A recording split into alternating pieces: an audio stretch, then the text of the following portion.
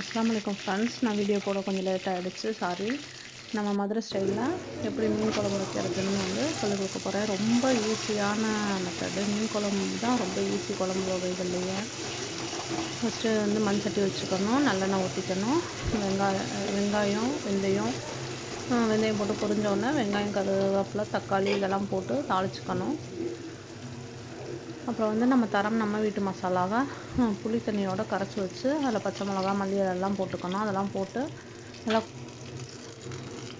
நல்லா கொதிக்க விட்டு லாஸ்ட்டாக மீன் போட்டு மூடி வச்சிடணும். மூடி வச்சுட்டு சிம்மில் வச்சிடணும். சிம்மில் வச்சு அப்புறம் அடுப்பை ஆஃப் பண்ணிவிட்டு இறக்கி ரைஸோட இட்லி, இடியாப்பம் இதோடலாம் சாப்பிட்லாம். சூப்பராக இருக்கும் மீன் குழம்பு. ட்ரை பண்ணி பாருங்கள். சேனல் பிடிச்சிருந்தா சப்ஸ்கிரைப் பண்ணுங்கள், லைக் பண்ணுங்கள்.